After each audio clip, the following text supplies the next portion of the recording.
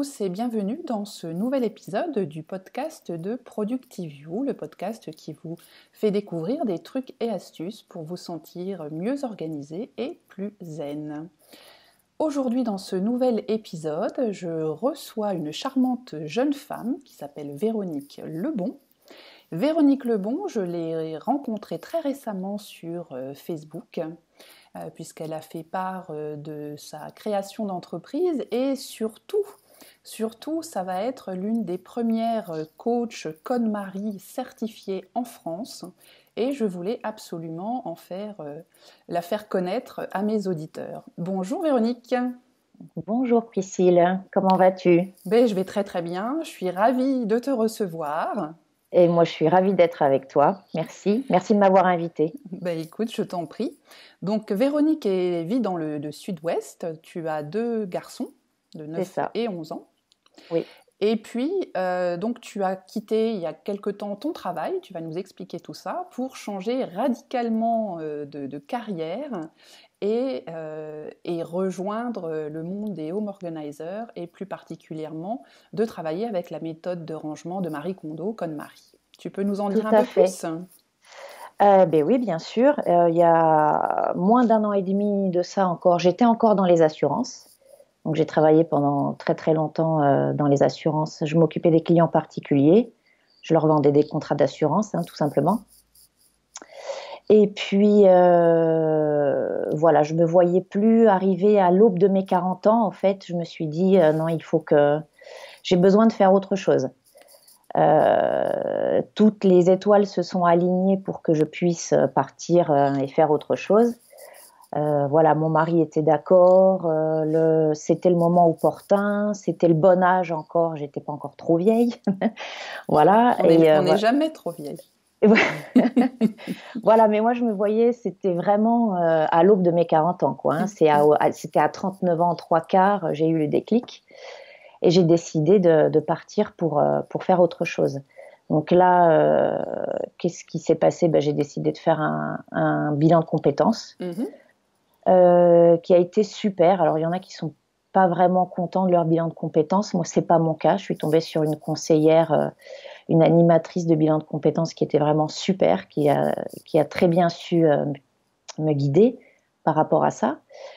Et en parallèle, je me suis intéressée au rangement, etc. Parce que je me suis retrouvée avec beaucoup de temps devant moi puisque je travaillais plus. Donc, je me suis dit, on va essayer de mettre ce temps à profit pour essayer de mieux s'organiser à la maison, etc. Donc, je me suis intéressée un petit peu plus au rangement. J'ai fait beaucoup de recherches. La première home organizer que j'ai connue, c'est Laurence Enfalt, voilà, qui a un super blog aussi sur Internet et qui explique beaucoup de choses. Et puis j'ai vu un petit reportage à la télévision sur les home organizers. Et donc, du coup, je me suis dit, tiens, c'est rigolo ça comme métier. C'est original et surtout, je connaissais pas du tout et je me disais, ça peut être hyper utile pour certaines personnes. Et puis, le bilan de compétences fini, j'ai décidé de me lancer là-dedans, vraiment, mais en rentrant dans une coopérative. Donc là, actuellement, je travaille avec une coopérative, c'est-à-dire que je ne suis pas sous le régime des auto-entrepreneurs. Je suis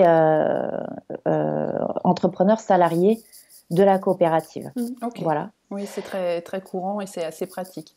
Voilà, c'est très très bien pour débuter. On a beaucoup d'aide, on a beaucoup de soutien, des formations avant de commencer. C'est vraiment super. Et puis j'ai découvert Marie Kondo, bien sûr, comme tout le monde. Donc j'ai eu un petit peu de mal avec son livre au départ parce que c'est vrai que c'est une méthode donc qui vient d'un pays asiatique, donc le Japon. C'est vrai que nos cultures sont quand même relativement différentes, donc j'ai eu un petit peu de mal à adhérer au départ. Je m'y suis mise quand même. Je me suis dit, on va de toute façon, voilà, on garde notre libre arbitre, donc j'ai quand même suivi la méthode. Ouais. Et là, je n'y ai vu que des choses positives. Et en me forçant un petit peu à respecter mes objets, à faire attention à mon sac à main, à faire attention à mes chaussures, à mes chaussettes, etc., les choses qui me paraissaient complètement invraisemblables avant, je me suis rendu compte que finalement, ça nous permet de vraiment faire attention aux choses qui vraiment importent, pas uniquement les objets, mais aussi le travail, la famille, les amis, etc. Et que finalement, que ce n'était pas si idiot que ça, le fait de faire attention à ces objets. Voilà. Donc, j'ai adhéré à fond avec la pratique, en fait. C'est vraiment en pratiquant que je me suis rendu compte de l'efficacité de la méthode. D'accord. Et puis, une de mes amies m'a parlé de consultante KonMari. Je ne savais pas que ça existait. Donc, les 2 premières que j'ai connues sont des jumelles qui vivent en Suisse. Elles ont créé Clarity en Suisse. Et donc, je suis rentrée en contact avec elles. Elles m'ont expliqué comment il fallait faire pour devenir consultante KonMari. Je me suis inscrite et dès que j'ai su qu'il y avait un nouveau séminaire, une nouvelle formation, je me suis lancée. Bon, c'était loin, c'était à San Francisco, mais c'était super. J'étais ravie en plus, c'était la bonne excuse de partir à San Francisco. Voilà, et donc j'y suis partie. Bon, c'est une formation courte, hein, c'est 3 jours mais intense. C'était vraiment 3 très très belles journées. C'est très cliché ce que je vais dire, mais c'était 3 journées vraiment remplies de joie. Et voilà, et on part hyper motivé pour aller jusqu'au bout de la démarche et obtenir la certification. Et ce qui est vraiment super avec la méthode KonMari, c'est qu'au-delà du business, etc., le but, c'est vraiment d'aider les personnes à faire rentrer de la joie dans leur maison. Donc, et c'est vraiment là-dessus que la méthode se focalise. Voilà. Donc, en ce moment, je suis en train de travailler pour la certification, c'est-à-dire que je dois faire un certain nombre de séances de désencombrement chez des clients en suivant la méthode. D'accord. Voilà. Et je dois soumettre des rapports. Voilà, on a une série de questions sur le déroulé des séances, sur notre rapport avec le client, sur le ressenti du client surtout par rapport à ce qui s'est passé pendant cette séance. Et voilà. Donc, je suis en cours pour le moment. Bien. Voilà. Très bien. Bah, écoute, on te souhaite plein de réussite dans cette certification qui devrait plus tarder et je te le souhaite en tout cas. Merci. Alors, pour les auditeurs et auditrices qui peut-être ne connaissent pas du tout la méthode ou en ont entendu très très vaguement parler, même si ça a fait un gros battage médiatique ces derniers mois, est-ce que tu peux nous rappeler les grandes lignes de la méthode KonMari, s'il te plaît ? Oui, bien sûr. Alors, déjà, vraiment le gros leitmotiv de la méthode, c'est on range une fois pour toutes. C'est-à-dire que si on a accompli la méthode de A jusqu'à Z, on ne devrait plus jamais avoir de problème de rangement ou d'encombrement. Voilà. Donc pourquoi ? Parce qu'en fait, au départ, alors la première chose à faire, c'est de visualiser notre intérieur, comment on le souhaite.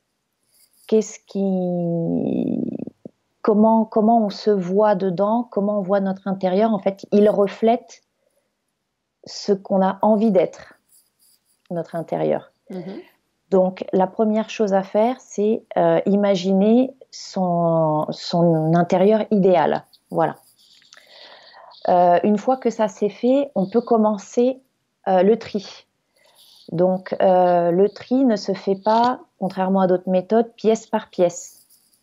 Il ne se fait pas non plus petit à petit. C'est-à-dire qu'on le fait par catégorie.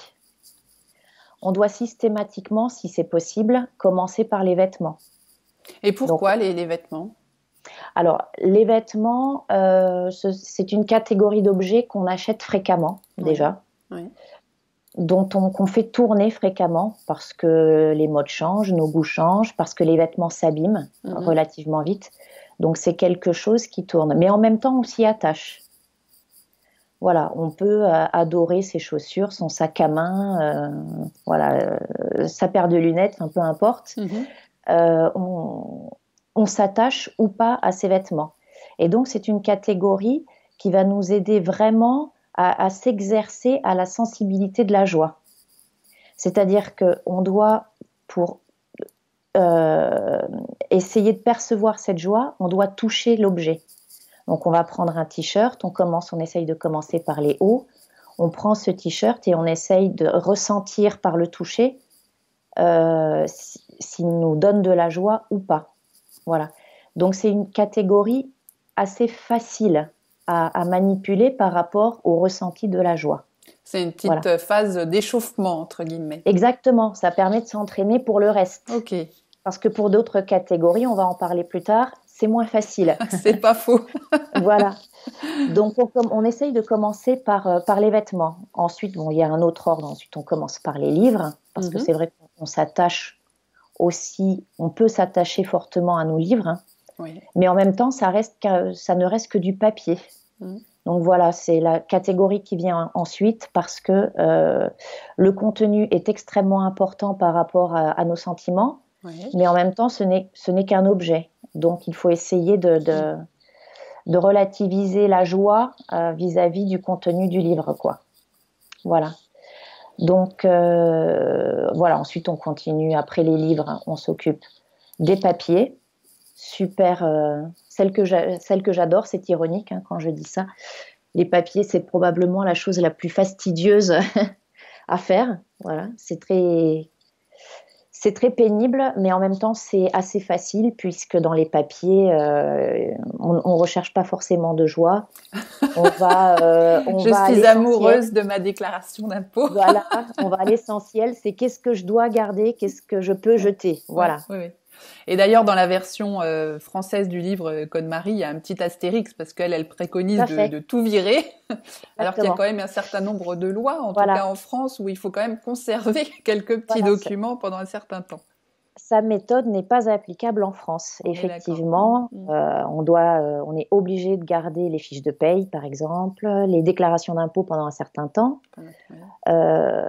Voilà, les factures, pas toutes pendant 1, 2 ou 3 ans, c'est selon. Mais je mettrai un lien d'ailleurs, parce que j'avais écrit un article il y a quelques années sur le tri des papiers, et j'avais récupéré une liste avec...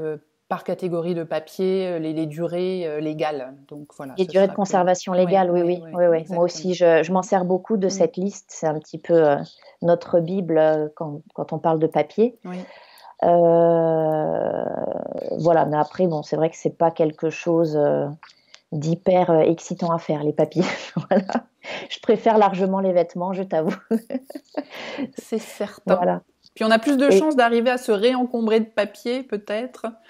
Parce qu'on n'a pas envie de les trier ou parce que ça... Et puis finalement, c'est extrêmement simple. C'est aujourd'hui, les factures, on peut en avoir énormément en ligne. Bien sûr. Moi, par exemple, mes factures de téléphone, d'Internet, etc., je n'en ai plus du tout en matérialisé. Bien sûr.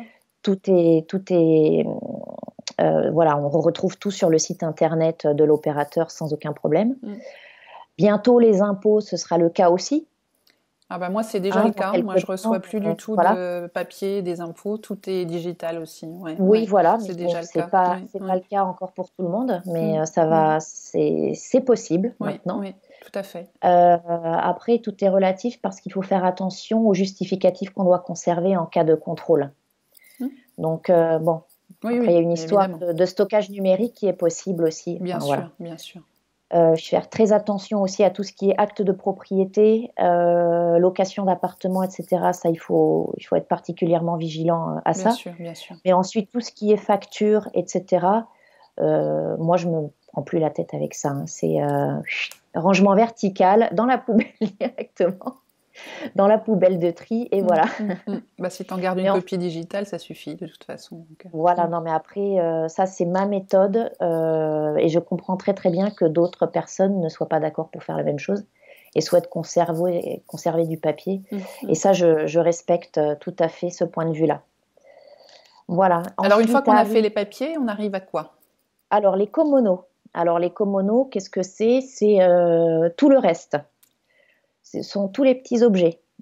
Donc ça, c'est un kimono, par exemple, tu vois, notre kit main libre, ça, c'est un kimono, voilà, donc tout ce qui est cordon, Il y etc. a les Qu'est-ce qu'on bibelots, peut... ça rentre dedans aussi ou pas? Oui, alors les bibelots, c'est une catégorie de kimono. Alors les D'accord. kimonos sont très... C'est très particulier parce que c'est extrêmement vaste. Mm.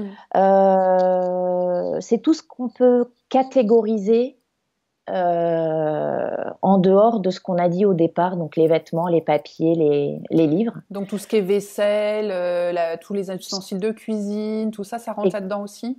ça rentre là-dedans, Ok, tout ce qui est linge de maison, ok, les médicaments, les produits de beauté, euh, voilà. Enfin, ok.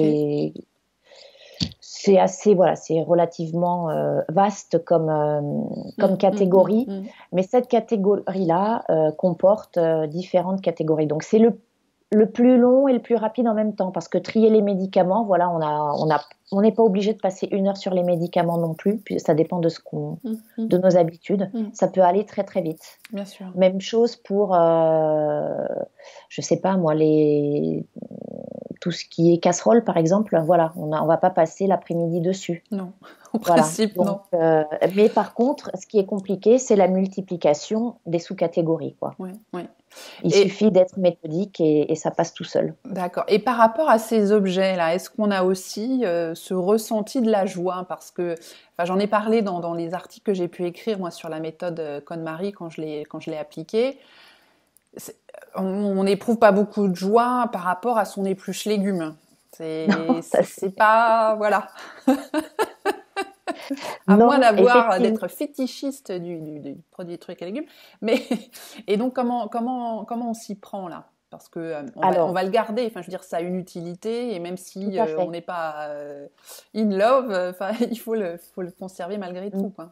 Voilà. Non, mais là, par contre, la joie, il faut l'avoir par rapport à l'utilité qu'on en a. D'accord. C'est-à-dire que ton épluche légumes, quand tu t'en sers, c'est quand même extrêmement utile et ça te permet de gagner du temps, ça te permet voilà, de te faciliter la tâche. Mm, Qu'est-ce qu'il se passerait si tu n'avais plus cette épluche légumes? mm, mm.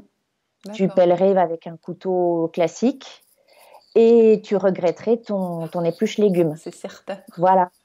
Donc, c'est par rapport à voilà, le côté pratique. On va rechercher la joie dans pourquoi est-ce que j'en ai besoin? Est-ce que j'en ai vraiment besoin? Effectivement, quand je m'en sers, je suis bien contente de l'avoir, cet objet-là. On est d'accord. Et Ok. même chose pour le fait-tout, hein, Bien sûr. tout simplement. Et Bien tout sûr. le reste, tout ce qui est substituable, si vraiment ça nous fait rien, si c'est pas un objet qu'on trouve beau, si c'est pas un objet qui nous semble pratique, je pense que ça fait partie des objets qu'on peut donner, et dont on peut se débarrasser. Voilà. Alors, ça me fait plaisir de t'entendre dire donner parce que quand on lit le livre, on a l'impression que Marie Kondo, elle jette tout Oui, et qu'elle donne rien. Alors après, elle oui, explique à un moment qu'effectivement, si c'est pour donner du fourbi à quelqu'un d'autre, c'est peut-être pas une bonne idée. Mais oui. dans nos sociétés où on est plus sur la réutilisation, on va aller emmener chez Emmaüs ou au Secours populaire ou autre des objets. Et moi, ça m'avait un peu marqué là le fait qu'elle est toujours dans je jette quoi, je jette, je jette. Oui. Alors, je pense qu'elle elle parle de jeter dans la mesure où, enfin, dans son livre, elle n'a pas voulu développer Mm. ce qu'on fait de ce qu'on jette. Elle a voulu vraiment développer La méthode elle-même. sur la méthode elle-même Mm. et comment je choisis ce que je conserve. Mm. Donc, je pense qu'elle a voulu se focaliser vraiment là-dessus. Il y a deux choses ensuite derrière. Pour avoir suivi la formation, et effectivement, elle n'est pas pour jeter pour jeter. Mm. C'est pas du tout comme ça qu'il faut l'interpréter. Alors, par contre, il faut absolument éviter de donner à quelqu'un qu'on connaît, à nos proches. Pourquoi? Parce que le proche va pas forcément dire non, j'en veux pas, pour éviter de nous froisser. Et donc, du coup, on va transférer notre problème d'encombrement chez quelqu'un d'autre et chez un de nos proches. Oui. Est-ce que c'est le but recherché? Pas obligatoirement. Mm. Par contre, donner à une association caritative, du type Emmaüs, Secours Populaire, Le Relais, etc. Ça, au contraire, elle est tout à fait d'accord à une seule condition, c'est que les objets partent le plus vite possible de chez soi. Voilà. C'est pour que la méthode fonctionne vraiment bien et jusqu'au bout. Les objets dont on a décidé de se débarrasser, il faut s'en débarrasser très très vite. Donc le fait de vendre, ça peut prendre un certain temps. Donc par rapport à la méthode, c'est problématique dans la mesure où ça peut prendre 1 mois, 2 mois de vendre une jolie paire de bottes, par exemple. Oui. Voilà. Le don, ça va plus vite, mais il faut s'en occuper immédiatement. Voilà, c'est la seule chose importante à préciser en plus de ce qui est déjà dit dans les livres. D'accord. Mais je confirme que pour avoir rencontré Marie Kondo, elle est complètement pour le don. Il n'y a aucun problème avec ça. Et elle n'est pas, pour je jette à la poubelle et point barre. Okay. Voilà. Et pour tout ce qui est garage, abri de jardin, cave, grenier, ça rentre aussi dans la méthode ou ça fait partie des komono?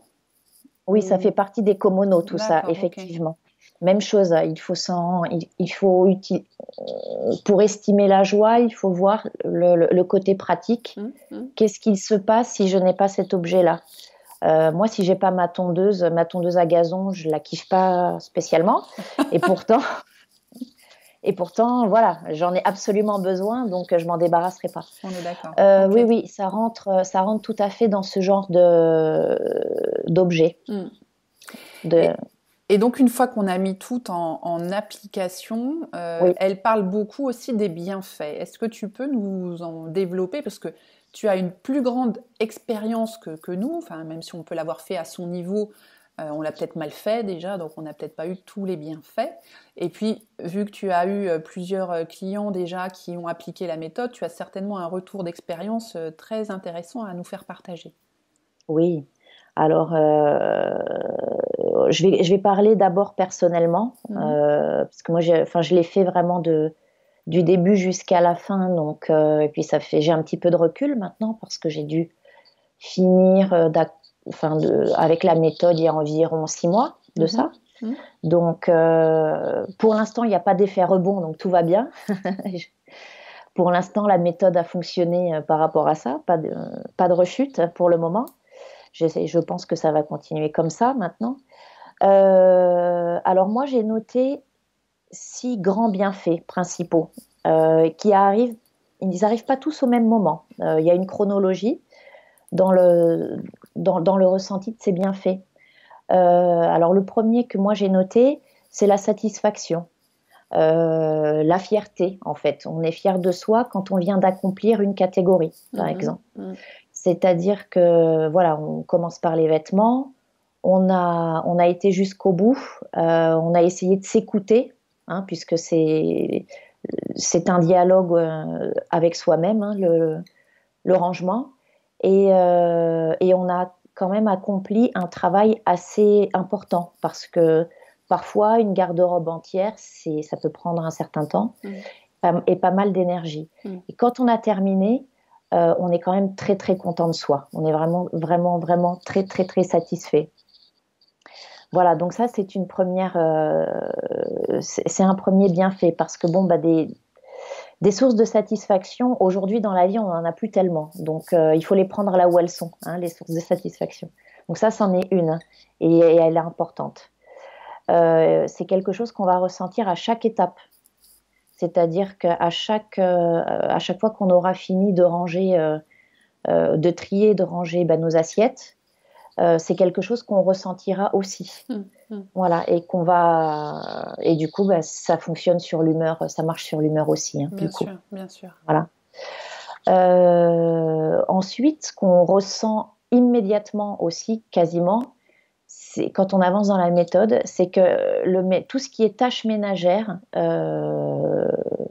c'est vraiment vraiment facilité.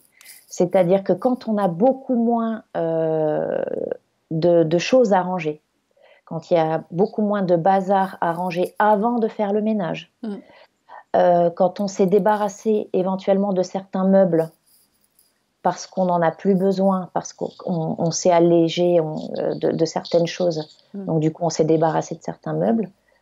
Quand on a enlevé certains bibelots qui ne nous plaisaient plus, le ménage va beaucoup plus vite. Je confirme. Voilà. Je confirme. Alors, qu'est-ce que ça veut dire? On passe moins de temps à faire du ménage. On a plus de temps pour soi. Exactement. On a plus de temps pour sa famille. On a plus de temps pour ses loisirs. Donc ça, c'est quand même super bien. Je ne sais pas ce que tu en penses, mais moi, je trouve mais moi, je suis tout à fait d'accord. Et j'avais expliqué récemment aussi dans un post que alors, j'ai pas un très grand appartement non plus, hein, donc j'ai pas non plus des milliers de choses à nettoyer ou autre. Mais c'est vrai que la tâche de ménage est vraiment diminuée et que en maintenant 15 minutes tous les jours à faire un peu de ménage ici et droite à gauche, le week-end une petite séance un peu plus longue parce que forcément il y a plus on fait un peu plus dans le détail, c'est largement suffisant pour tenir la maison tout à fait en très bon état sans aucun problème parce qu'effectivement on n'a pas besoin de soulever 15 choses. Moi j'ai vraiment, alors j'avais déjà l'habitude de bien remettre les choses à leur place ou autre chose comme ça, donc si tu veux j'ai pas vraiment, la partie rangement est limitée à vraiment mais son plus simple expression à la rigueur, le dernier manteau. Oui, parce que tu ranges au fur et à mesure. Ouais, toujours, oui. Et du coup j'ai pas déjà besoin de faire le tour de toutes les pièces pour ensuite trier le linge, ce que doit être rangé. Ça se fait naturellement, ça traîne plus, donc il y a déjà plus rien, quoi. Ça va être juste retapoter un coussin, remettre enfin voilà, c'est anecdotique, quoi, par rapport à ce qu'on peut avoir avant. Oui, non, mais je suis tout à fait d'accord avec ça. Oui. Beaucoup moins de poussière. Aussi. Un lieu, donc un espace de vie beaucoup plus sain. Tout à fait. Voilà. Tout à fait. C'est vraiment très très bénéfique par rapport, voilà, ne serait-ce qu'à la santé. C'est vraiment un gain énorme. Voilà. Ce qui va avec aussi, c'est que du coup notre intérieur s'embellit considérablement. On n'a conservé que les choses qui nous plaisent. À la fin de la méthode, on ne se force pas à garder le bibelot affreux offert il y a 15 ans et dont on n'ose pas se séparer. Non, là, on ne se pose plus de questions par rapport à ça. On ne garde que ce qui nous plaît. Et donc, notre intérieur nous plaît, tout simplement. Voilà. Donc, ça embellit l'intérieur considérablement aussi. Je suis d'accord. Et puis, les espaces, c'est peut-être un effet de mode aussi. Parce que, il y a 20 ans, c'était bien d'avoir beaucoup de bibelots. Voilà. Aujourd'hui, moins on en a et plus c'est joli finalement. Est-ce que c'est une histoire de mode ou est-ce que c'est parce qu'on a retiré de la pollution visuelle qu'on se sent mieux? Moi, je sais que c'est une chose qui m'a frappée. Alors, j'ai jamais eu des environnements extrêmement chargés, en tout cas chez moi. Mais j'avais un peu peur parce qu'on dit souvent, on a horreur du vide. Alors, si mes placards sont trop vides, je vais être tentée de remettre des choses, etc. Et en fait, chez moi, en tout cas, c'est juste l'inverse. Tout ce que je peux en plus essayer de me dire, non mais finalement j'ai peut-être pas bien fait la méthode, celui-là je l'aime peut-être pas autant que ça, allez, t'en vire, pour avoir de plus en plus de place. Et je vois par exemple mon armoire où j'ai des étagères où il y a juste une petite boîte et tout le reste autour c'est vide. Et puis c'est vide, je vais pas rajouter des choses et ça me va très bien comme ça. Oui. Et de plus en plus je vide, je n'arrête pas de vider parce que j'ai besoin de voir de plus en plus de clarté dans mes placards, d'avoir de l'espace. Ouais, exactement. Et j'ai pas du tout envie de remettre des choses. Donc finalement, le petit proverbe qui dit qu'on a horreur du vide, ça s'applique pas toujours en fait. Non, pas toujours. Ça dépend de. Et puis c'est très culturel cette histoire de vide ou pas. Voilà, moi je sais que certaines personnes et c'est très générationnel aussi. Aiment les lieux, aiment l'opulence, on va dire. Avoir beaucoup d'objets, voir beaucoup d'objets, avoir un intérieur plutôt encombré. Voilà, parce que ça fait partie de... Est-ce qu'ils ont manqué quand ils étaient plus jeunes ou pas? Voilà, je sais que moi, chez mes parents, par exemple, c'est très encombré visuellement. Bon, c'est comme ça, ils ont toujours vécu comme ça et ils le vivent extrêmement bien. Mais je pense pourquoi que, comme tu dis, c'est aussi une affaire de génération et puis tout à fait. de culture. Et puis, enfin voilà, après, on peut pas on peut pas forcer s'ils se sentent bien comme ça. Bon, ben, c'est bien. Mais ça peut faire drôle parce que quand on sort, on est dans un environnement plutôt minimaliste, épuré, et qu'on arrive dans des endroits où c'est chargé, ça. Oui, c'est lourd. Ah ben, moi, je trouve que ça mais fait lourd. il faut réussir à respecter ça vis-à-vis de nos proches. Moi, je sais que j'ai eu du mal avec mes parents parce que c'est vrai que je leur disais, mais c'est trop, il y en a trop, il y a trop de choses, il y a trop de. Et puis finalement, j'ai compris pourquoi c'était comme ça chez eux. Mm-hmm. Et puis, il suffit de respecter cette. Voilà, c'est une question de. Voilà, de toute façon, ça ne nous regarde plus, on n'est plus chez nous. Donc, voilà, mais il faut essayer de comprendre et essayer de savoir est-ce que eux, ça leur convient. Et si ça leur convient, bon, très bien, on respecte. Et puis voilà, même si c'est pas simple, hein, ça, c'est quelque chose que j'admets tout à fait. Mais voilà, il faut rester quand même dans le respect de l'autre et la compréhension de l'autre vis-à-vis de ça. Voilà. Le 4e bienfait, ce serait quoi ? Alors, moi, ce que j'ai noté assez rapidement aussi, c'est la dissipation des tensions familiales. Alors, parce que les choses... maman, elles sont où mes clés, ils sont... Voilà, ça c'est fini. Hein. Chaque chose est à sa place aujourd'hui, à peu près. Donc, y compris chez mes enfants. Et donc, du coup, ça, c'est un gain de temps considérable le matin au moment de partir à l'école. Il n'y a plus de soucis moi, avec mes enfants qui ont très, très bien compris ma démarche et qui m'ont un petit peu suivie, ils m'aident par rapport à ça. Donc, moi, j'ai trouvé ça super parce qu'ils prennent leur linge, ils vont ranger à la verticale dans leur placard et ça leur convient très, très bien comme ça. Donc, c'est moi qui m'occupe du pliage encore pour l'instant parce que bon, voilà, ils sont pas encore open par rapport à ça. Mais une fois que c'est plié, ils sont ravis d'aller ranger. Donc, ça, c'est vraiment très, très bien. Les chaussures, elles vont directement à leur place. Ça ne traîne plus. Les manteaux, la même chose. Voilà, donc c'est des disputes en moins à la maison. Comme c'est rangé, eh bien, tout le monde est plus zen parce que c'est vrai qu'un endroit rangé, plutôt épuré, c'est reposant, donc c'est relaxant. Donc quand on arrive à la maison, on est quand même beaucoup plus zen que quand on se dit oh là là, il y a ça à faire, il y a ça à faire. Voilà. Oui. Donc c'est quand même quelque chose de pas négligeable du tout. Et autre chose, c'est que comme on a gagné beaucoup de temps en ménage, on va passer plus de temps avec nos enfants. Donc ça, ils ont apprécié aussi que je passe pas mes week-ends à faire le ménage. C'est quand même assez sympa. C'est clair, c'est clair. Voilà. Ensuite, qu'est-ce que j'ai noté d'autre ? Ah oui, alors ça arrive plus tard. Quand on est bien avancé dans le processus de rangement, on se rend compte qu'en fait, on va appliquer la méthode sur d'autres choses de nos vies. Donc, on va se débarrasser de ce qui ne nous plaît plus dans le reste, donc dans nos contraintes. Ça peut être les faux amis, ça peut être les contraintes qu'on se fait à nous-mêmes, par exemple l'abonnement à la salle de sport qu'on paye un bras et puis on y va pour 2 séances et on n'y va plus. Voilà, ça nous permet de percevoir l'utilité et ce que nous apportent toutes les choses qui nous entourent et pas seulement les objets. On est moins, je trouve, dans le faux semblant, dans le superficiel et plus être soi-même, enfin, je trouve en tout cas, être soi-même, être proche de soi, de ce qu'on aime, de ce qu'on n'aime pas, et peut-être du coup beaucoup plus rigoureux à pas se laisser embarquer dans des contraintes où on n'a pas envie, à se forcer à faire des choses parce que pression sociale, parce que ça fait bien de faire comme ça, mais moi j'en ai rien à faire, enfin voilà.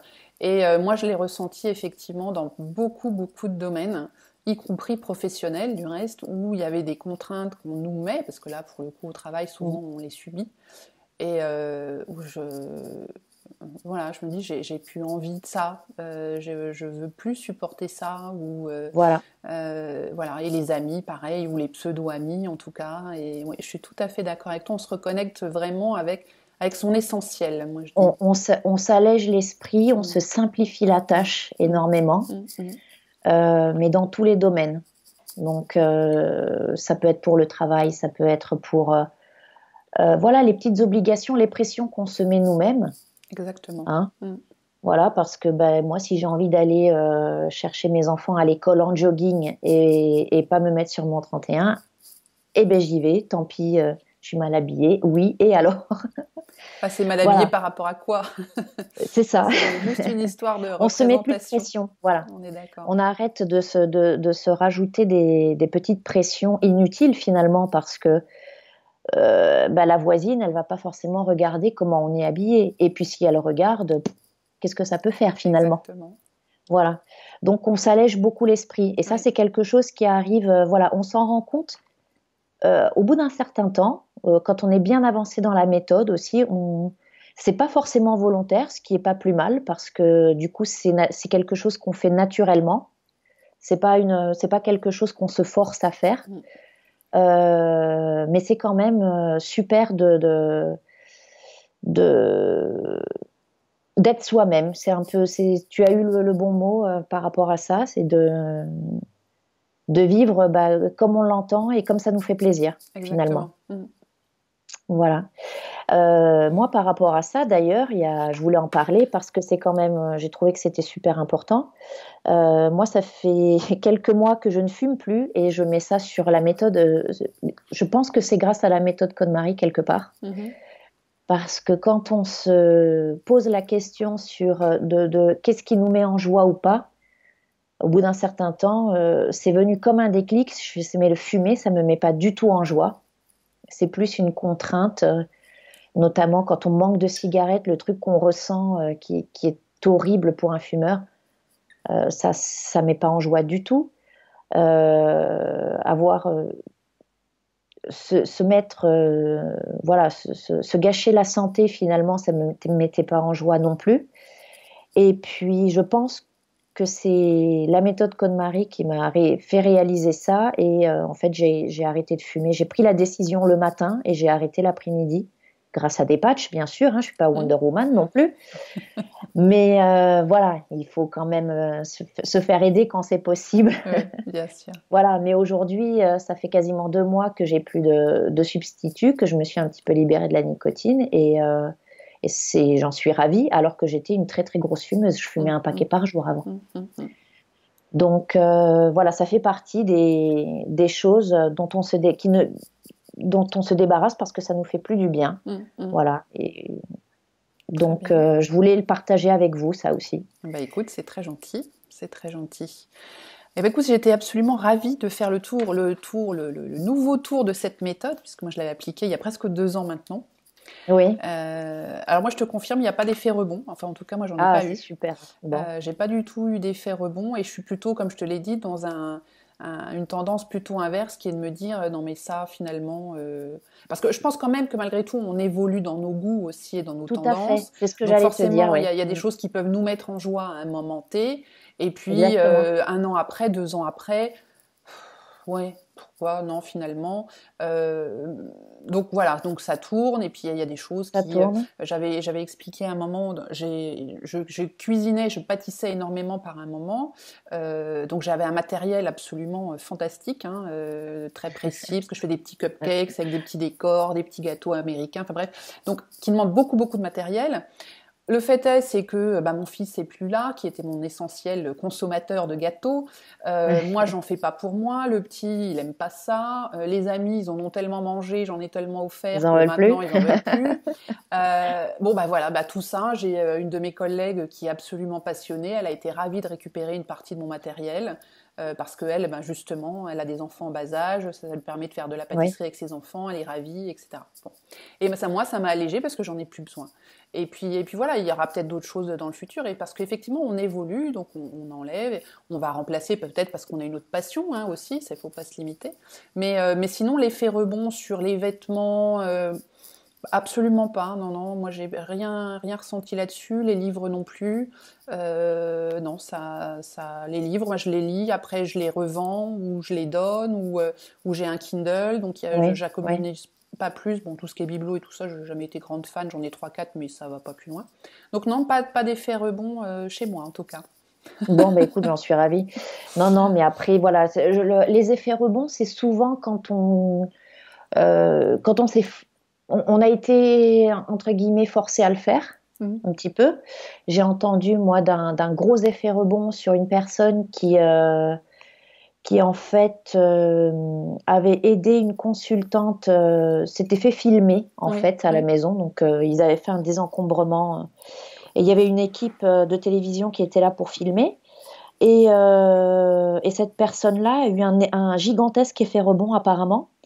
Mais pourquoi? Parce que tout ce qui l'intéressait en fait, c'était de passer à la télé. En gros, voilà, elle n'était pas dans la cette personne-là n'était pas dans la vraie démarche de désencombrement mm, mm, et d'allègement de son intérieur. oui, C'était pas du tout le but de la manœuvre et donc effectivement cette personne-là apparemment a eu un effet rebond spectaculaire.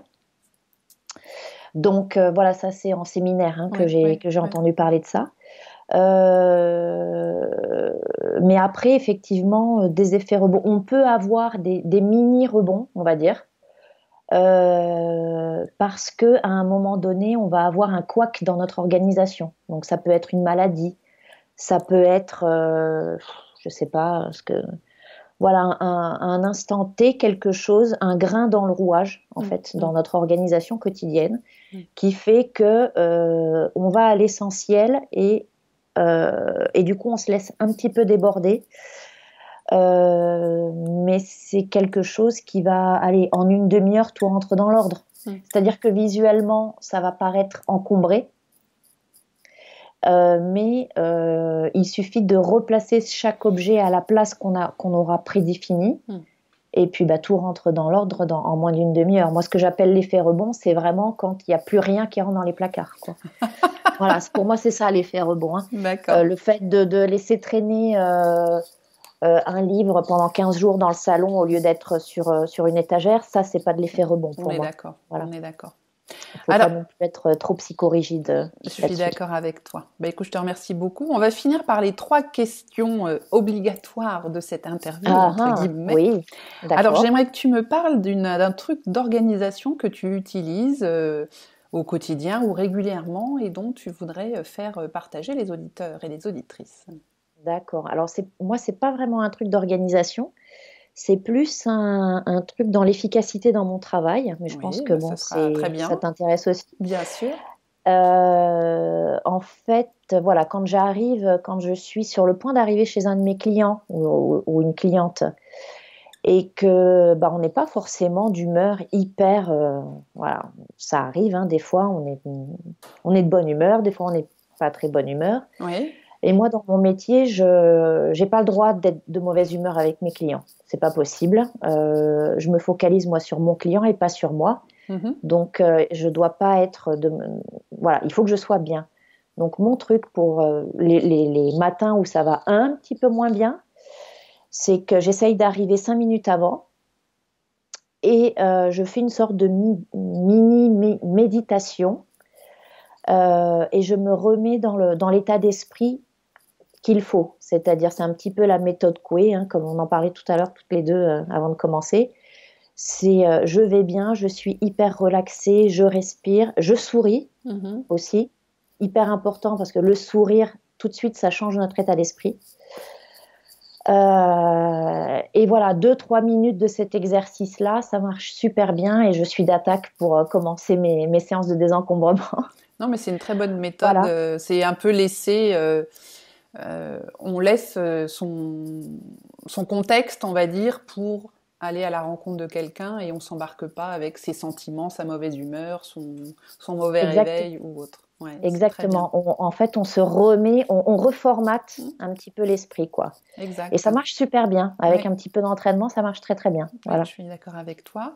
Alors, la citation qui te suit, ou le proverbe, ou Alors, ouais, c'est une citation d'André Gide. Il y a beaucoup, beaucoup de personnes qui connaissent. C'est il n'y a pas de problème, il n'y a que des solutions. je l'adore. Alors, voilà, il y a jamais de problème. Et en fait, bon, il faut pas lire la suite hein, Mm, de la mm, citation mm, d'André mm. Gide, qui finit par l'esprit de l'homme invente ensuite le problème. Il voit des problèmes partout. Donc, c'est très pessimiste, c'est affreux. Mais c'est Donc, il pas faut prendre que forcément le faux non début. plus, hein, mais Oui. C'est pas forcément Enfin, faux. il faut voir que le début. Voilà, Mm. il faut pas. En gros, pour moi, ça veut dire, euh, il y a un problème certes, mais c'est pas grave, on trouvera une solution. Voilà, c'est pas, il faut pas se laisser abattre par ça. Et ça me suit depuis très très longtemps. Voilà. Et ton livre préféré, ton livre de chevet? Alors, c'est plus mon livre de chevet depuis longtemps parce Ah, que je m'en suis débarrassée il y a longtemps. Code Marie. c'est un piège, c'est un piège. Non, non, c'est le contenu. Par contre, je l'ai gardé en moi depuis très longtemps. C'est L'Alchimiste de Paolo Coelho. Donc, c'est Mm. très bateau. Je sais que c'est très, voilà, c'est pas de la grande littérature, mais c'est tellement léger. Et moi, ce que j'ai adoré, c'est suivre les signes. Quand on a, voilà, savoir interpréter les signes et savoir les suivre. Ouais. Ça me suit depuis plus de 20 ans. Ça fait plus de 20 ans Mm. que ce livre est sorti et que je l'ai lu. Je l'ai lu, je crois. C'est le seul livre que j'ai relu. Hein, j'en ai jamais relu d'autres. Mhm. Mais c'est tellement optimiste et bienveillant que du coup, bah, c'est toujours resté. Mais je le relirai plus. Donc, je l'ai fait tourner. Voilà. Donc, Tu as il tourne raison, là parmi mes proches. c'est très bien. Voilà. Mais écoute, je te remercie mille fois, Véronique. Alors, je vais Et bien, c'est mettre moi, Priscilla. dans les notes de ce podcast, de cette vidéo, les liens donc vers ton site laetitia-ho.fr, ainsi que les liens vers ta page Facebook, vers ton profil LinkedIn, ton profil Instagram, elle est partout, ainsi que tu es aussi référencé sur Ooze. Voilà. Alors le problème de Who's, c'est que les home organizers n'existent pas. Donc D'accord. Bon, il faut me chercher chez les homestagers. homestager. Ok, Ouais, c'est pas du je, tout mon métier, je mais le enfin note. Homestager. voilà. Ok, très bien. Et puis donc tout ça dans les notes. Moi, je te souhaite en tout cas une belle certification qui devrait pas tarder, je l'espère. Alors, tu es dans la Merci région du beaucoup. Sud-Ouest, donc pour toutes Oui, les personnes qui veulent faire appel à tes services, c'est autour de Pau que ça se passe. Tu te déplaces un voilà. petit peu ou tu restes plutôt local pour tes interventions? Alors pour les interventions, j'organise aussi des interventions par ville, mais groupées. C'est-à-dire que je vais me déplacer pour 2 ou 3 interventions sur Bordeaux, Toulouse ou Paris. D'accord. En fonction des demandes, c'est possible, Ok, mais ça s'organise. Voilà, très bien. c'est juste, voilà, c'est moins facile que sur Pau, mais c'est faisable. Voilà, Bon, eh comme ben je c'est serai la bon à semaine savoir. prochaine à Paris, Mhm. donc voilà, c'est des choses qui sont possibles avec un petit peu d'organisation. Tout se fait. Voilà. Très bien. Bah écoute, c'est super. Je te remercie mille fois Merci à et toi. puis on se retrouve très très vite. Merci Véronique, au revoir. Au revoir, Priscille. Voilà, c'est ainsi que s'achève notre épisode du jour avec Véronique. J'espère que cette intervention vous aura plu et vous aura donné l'envie d'essayer la méthode KonMari pour simplifier votre vie, la ranger, l'alléger et puis en découvrir tous les bienfaits. Donc surtout, si vous êtes intéressé, n'hésitez pas à contacter Véronique pour un petit coup de main.